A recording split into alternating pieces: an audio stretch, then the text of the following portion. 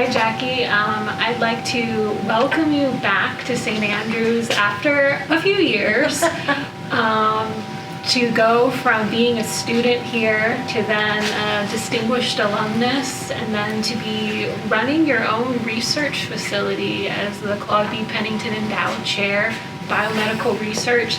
It's quite a path, a journey of science.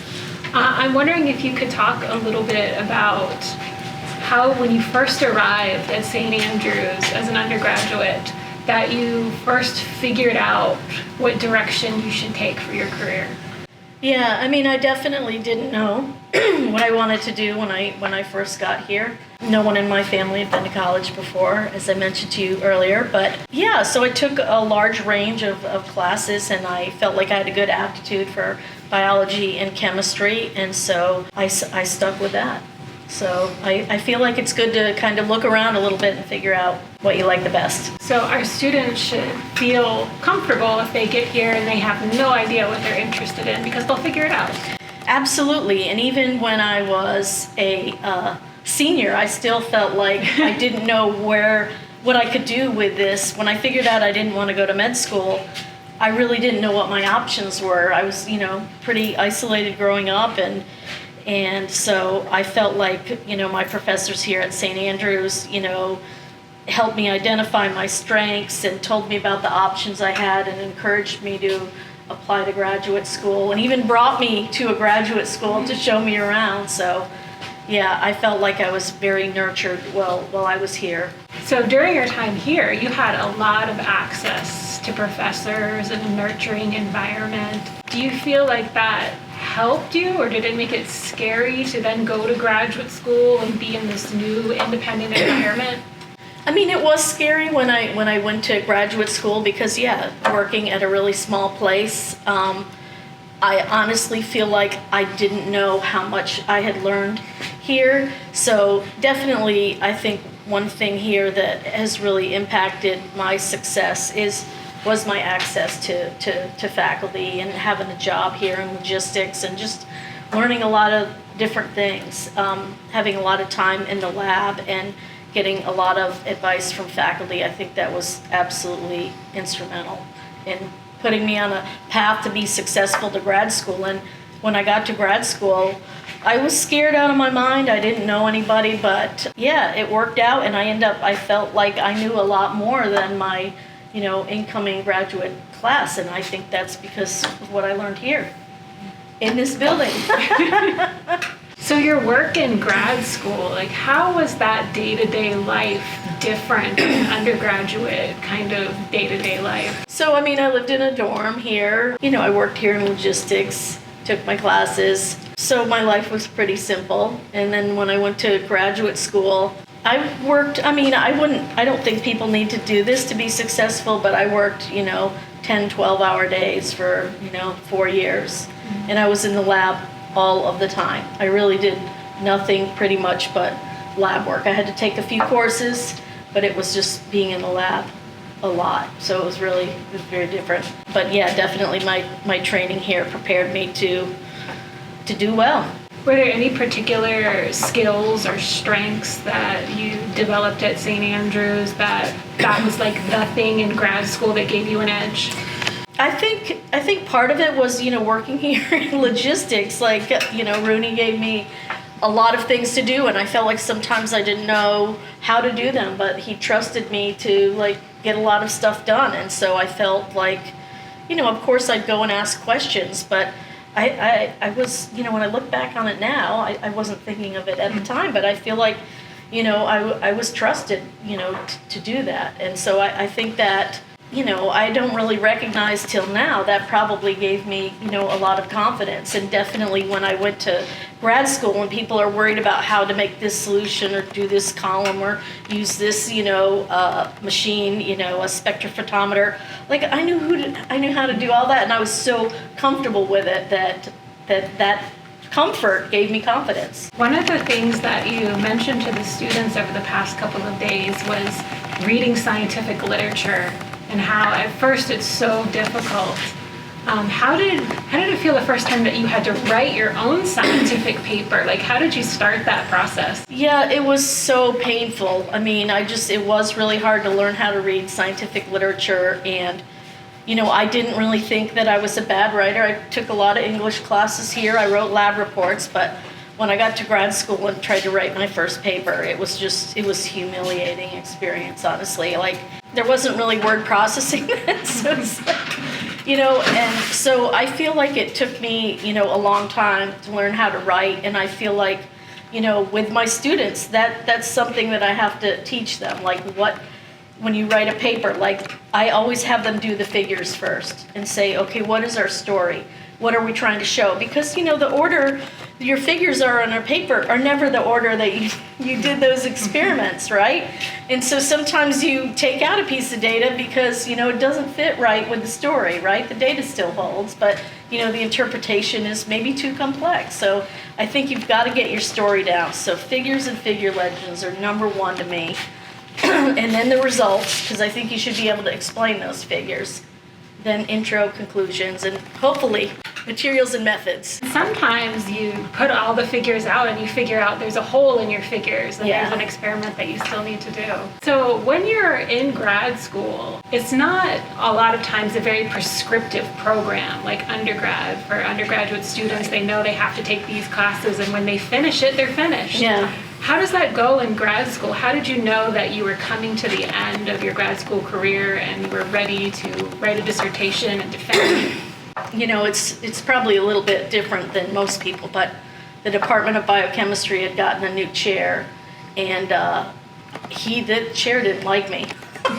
And I'd had a committee meeting, and my boss was like, we got to get her out of here, and I know this is very unusual, but I did publish 10 papers when I was in grad school, and it was more than enough. And when they told me, okay, you've done enough, I was really kind of unprepared. But I try to, with my own students, really try to lay out the expectations, in the beginning, and just say, okay, hopefully by, you've been here a couple years and we'll have your first paper, first co-authorship. And so the way I work with my students is I plan things out a bit more than I had. So it was, it was different when I was in grad school. There were no female scientists in the department. There were no women on my committee, so it was very hands-off, and I'm a lot more hands-on with my graduate students.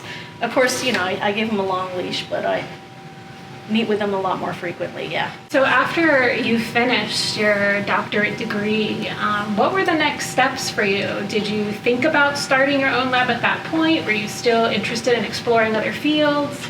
So about a year before I did get a job, I applied for jobs in the cycle the year before that.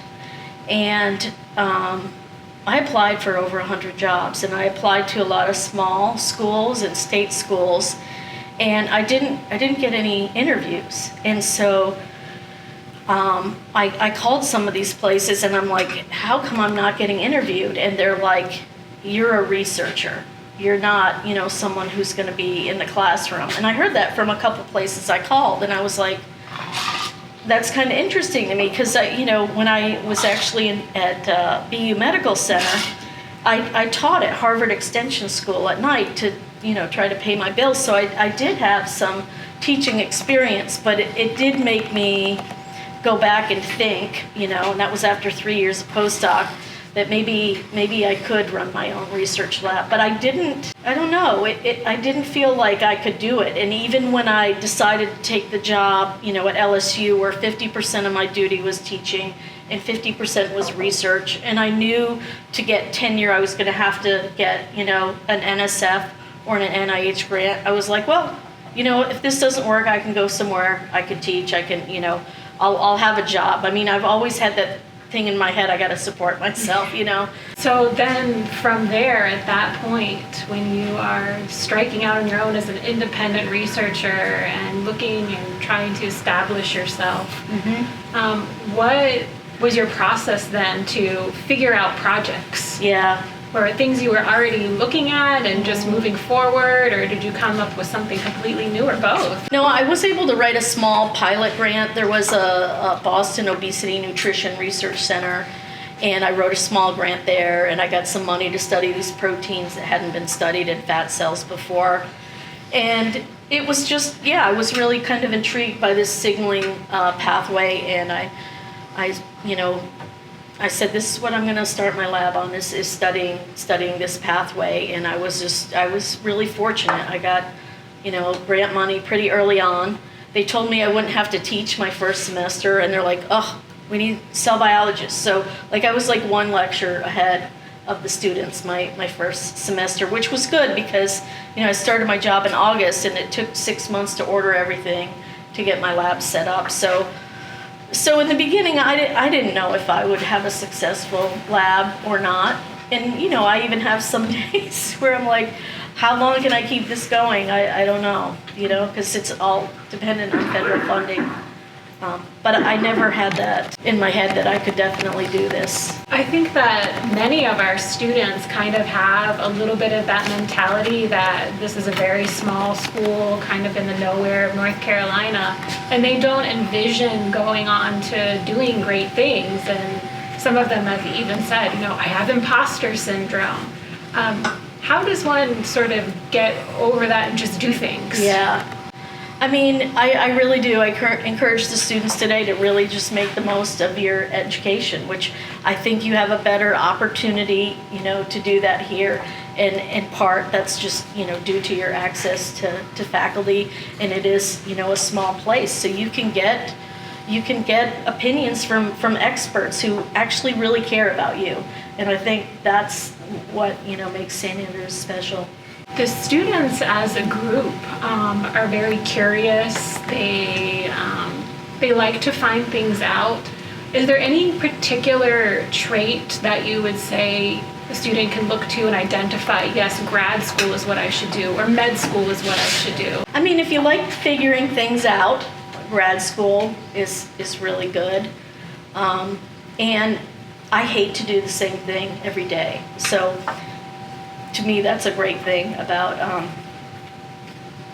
being a researcher is to do that, to figure out new things. And I think you're much more constrained in a medical environment. You have to be at work at a certain time, and I have a lot of flexibility in my job. Of course, I work hard, but I just love the flexibility of academia. And I know a lot of MDs will have interns and train some people that will shadow them, but I just also really like being around younger students. Just being a scientist, I get to interact with, people from all over the place and all ages, and I like that a lot. How important is it in science for you to sort of make career moves? Do you think that is something to value versus staying in one place and one project? That's a good question. I am kind of a rare breed, and, I've been at the same place for 28 and a half years, and most of my colleagues move around a lot more because, every time you move, you can get like a startup package where they'll give you, $500,000 to get things going. So I've thought, people try to recruit me and they'll give me a couple $1 million startup, and I'm like, okay, but I'm still going to have to write grants and do all those things that, I do anyway. So I think that I haven't really made decisions based on money with my job. When I took the job at LSU, I had offers where I would have made a lot more money. So, but I felt like, I could definitely teach and do research and get my bills paid. So yeah, that was a big factor for me then. But I think it's just what people want to do. I think it's fine, to move around. And I've thought about it a few times, and, I've interviewed for, biochem chair positions around the country, or, directors of institutes. But yeah, I just don't want to do it. I like meeting with my students and having my lab and doing the projects. So that's what interests me the most. And I'm glad that's what I get to spend most of my time doing. I definitely resonate with that. One of my favorite things about my job is I get paid to learn new things. Yes. Do you think there was a particular project or phase in your career where you had the most excitement with discovery? Yeah, I mean, definitely the whole learning process here. Like, I did some independent projects where I made plastics of different elasticity, and I was just thrilled when I got, the results of that. So I think, learning how to, the whole scientific process here really had that foundation. In terms of, things that I've worked on, I've worked on this cytokine called TNF, and we figured out at the molecular level how this can cause insulin resistance and play a role in the pathogenesis of type 2 diabetes, and that work has been cited a lot. So that was pretty exciting. At the time I would be at these meetings and people would be citing my paper. That was cool. And then, getting invites to all these places, like, it's just still, if I get it, when I, got invited to Seoul, South Korea last summer, and they're like, oh, we'll fly you over in, a week and take you to all this place. I was just like so excited that, I get to go to this place and talk about my work. So, and I'm excited about this project we are working on now, where we've manipulated a gene in adipocytes, and the mice lose all their fat, but they're very diabetic. So figuring out that mechanism is I'm really excited about figuring out what's going on there. For students who would be looking to join your lab or join a similar lab, what are you looking for on their list of skills or their background to say that I think that you would do well here? Yeah. I mean, I don't go for the straight A students, I go for more the scrappy, type, because I feel like I was kind of that way as well.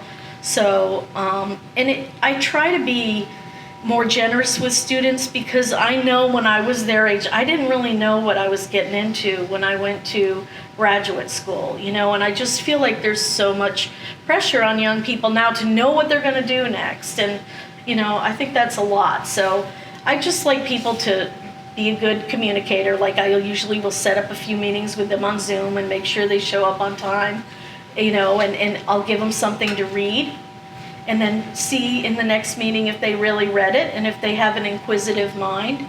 So to me, communication and curiosity are the key things. After 25 years of graduate students, they're not all the same. Some have great hands, but they're not great at other things. And so it's just, there's different ways, you can be successful at different things. Not everybody has to be great at everything to be a great graduate student.